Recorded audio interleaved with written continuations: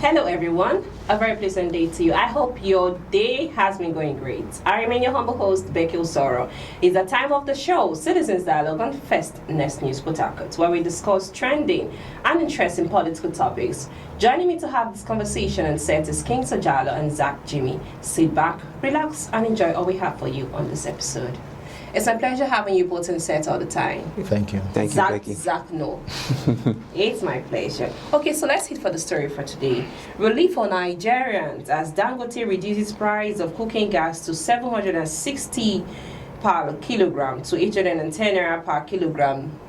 Jalo, what do you have to say about that story? I think that move by the Dangote refinery is a way of making the economic crisis, to be a little bit shifting, because other markets, so to say, have been segmented their own in a higher rate since the subsidy and all that. I think outside the Dangote refinery, other sales are like 950 naira per kilo. Okay. On this gas, but the Dangote refinery reducing their own to 700, and so it's a wake-up call for other refinery organizers to also bring down their price to be able to help the economic current situation. I think the move by the Dangote refinery is a really good one, but one thing I know for sure, this is Nigeria. I wouldn't want to say Nigeria is the most corrupt country, but this is Nigeria, and Dangote should also look at for other individuals or other organizations who might not really welcome this development, that might be against his own, development, in the sense that, it might really trigger and affect others who their own price is in a high rate. They might see it as a barrier, tormenting their own refinery strategies. Okay, Zach, now what do you have to say on that story? All right. Great one there. Dangote refinery, awesome. But let's not just quickly jump into appreciating Dangote when we know that we are yet to get things right. Now we are appreciating Dangote because he has reduced the price of gas to whatever he chooses to do. For me, it's a shame. Because why do you say so? it's a very big shame, because in a country like Nigeria, where we have leaders, where we have people who are vested with knowledges of things like this, it's a shame, and it calls for great concern, because it appears that our leaders are bereft of knowledge on how the citizens feel. Okay. Becky, in Nigeria, the common Nigerian uses the PMS, which is the fuel, and of course the gas. If the government of the day cannot make provisions for this to be in larger quantities for people to use, what are we doing? We're not doing anything. If this is the only thing you can do to your people, let them at least benefit. Make it to get to a point that to take water in this country, it will be very expensive. Something that naturally everybody's supposed to have access to it. We are gradually getting to that point. What is gas? Do you know that gas is supposed to be kind of a wastage if we have our refinery working? That last stage, if you do your chromatography in chemistry, that last page is where the gas goes on, and that gas is what we use. But you don't have the person that we don't have the refinery. Yeah. So we don't have it. So if we have a refinery working, we will not be having gas issue. Now we are praising a single man, a businessman, because he has reduced his price. What happened to we having our own refinery, so that we will not be looking out for this? Now, if he chooses tomorrow to wake up and say, okay, the price should go on, then everybody will now move in that direction. So, thank you so much. But before I round up, one of the issues that caused this is the removal of the first subsidy. Till now, we've not had any result about that. The volatility of our naira.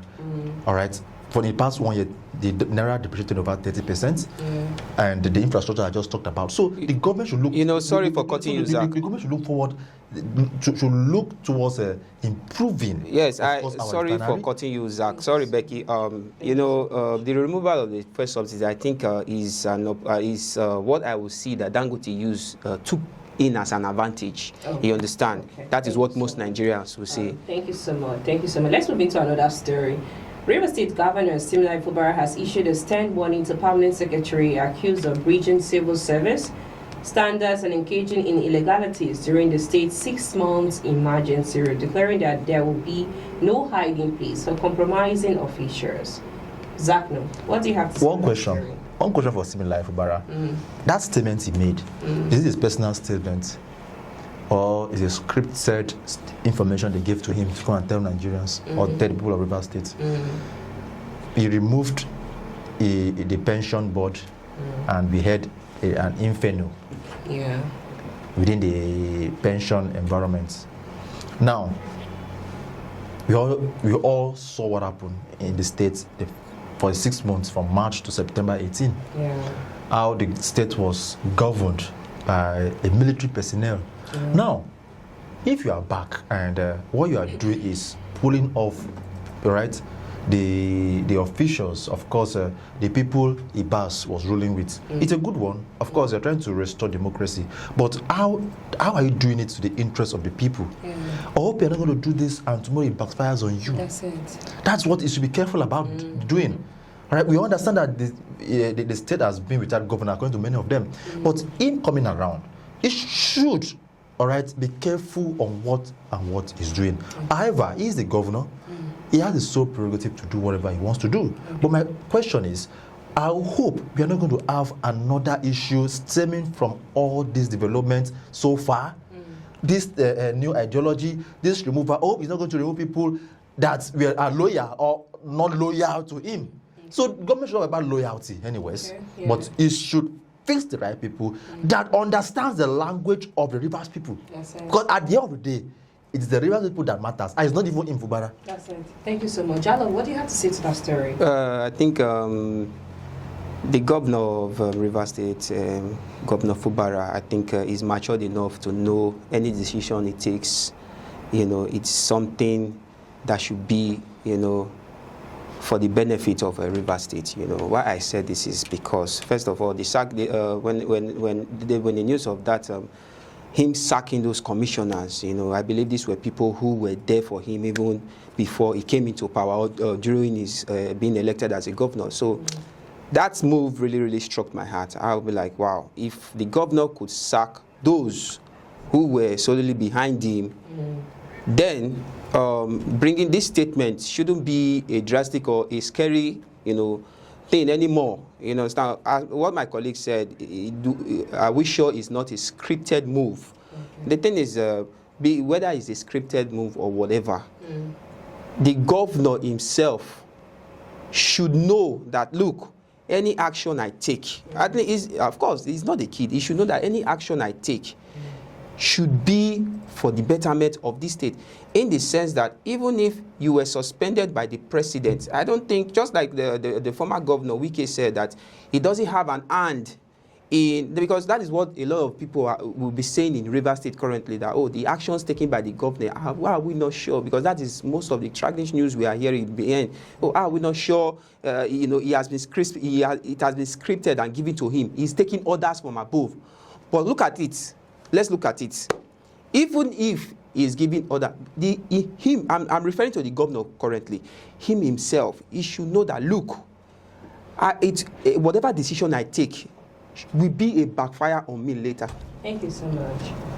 I hope you're enjoying the show. That's the show Citizens Dialogue on Fastness News Port Harcourt. I remain your humble host, Becky Usara. Let's go for a short break. Please stay tuned. Welcome back. It's still the show Citizens Dialogue on Fastness News Port Harcourt. I remain your humble host, Becky Usara. Still here on set with me, it's Zach, Jimmy, and King Sojalo. Please stay tuned for the rest of the episode on Citizens Dialogue. Over to you, Zach. ADC slams Tinubu over insecurity in Nigeria. What do you have to say on that story? What? insecurity in Nigeria is no longer a hidden truth. Yeah. Of course, whether it's coming from even from persons like myself or any Nigerian, all right, anybody's opinion on security in Nigeria should be taken very serious. Yeah. And of course, the truth needs to be unearthed on issues pertaining to security, because security, they say, is every man's business.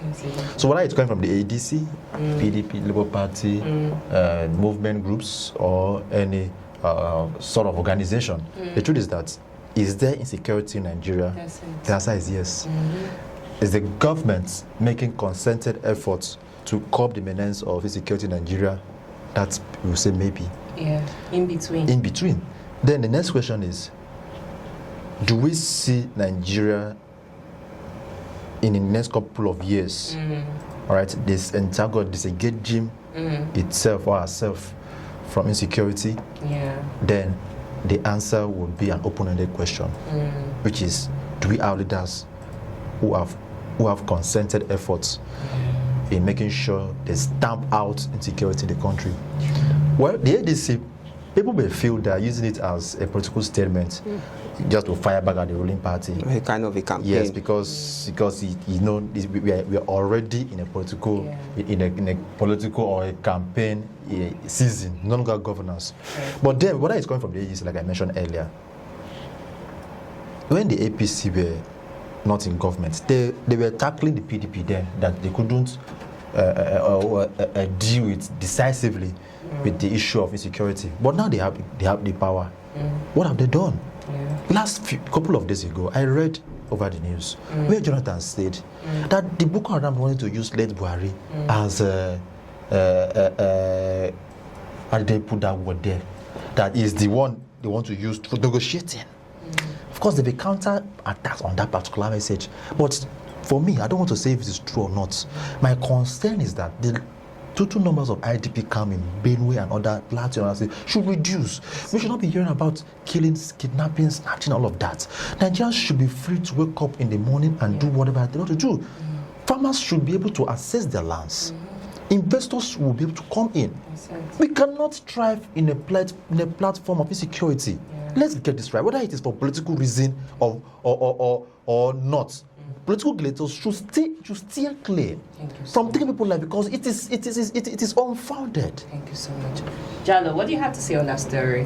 First of all, I think I'll have to put it to the ADC. You know, to me, I see it as a kind of blasphemy. Let me be honest. You know, I think just as my colleague said, is a kind of a they started using that means to start their own political rally, you know, campaign or whatever. You understand? I think the ADC personally should sit back in their own coalition, arrange their own coalition movement, organize their party first before coming out to antagonize any administration. Then, for the statement sent to the president, I think indeed, you understand. I remember during the campaign of the former late president, you understand, before when the APC came into power. You understand? When I was in Lagos, I saw signboard of, we'll put an end to insecurity, we'll stop Boko Haram, so on and so forth. When they came out for their campaign, that is the APC-led administration, we had various talks, various promises that Boko Haram is a minor thing for the Nigerian government to put an end. Here is the administration of the APC. What have they done? Where have they gone far? Then, I think to the president himself, I wouldn't want to point fingers at him that he is the cause of the insurgencies in Nigeria, but I want to advise the president to please learn from your counterparts so that it will be of help to his own administration. Thank you so much. It's a pleasure having you both on set all the time. Thank you. Thank you very much, Becky. Thanks everyone for watching. That's on our show for today, Citizens Dialogue on First News Port Harcourt. I remain your humble host, Becky Usara. Many thanks for watching. Bye for now.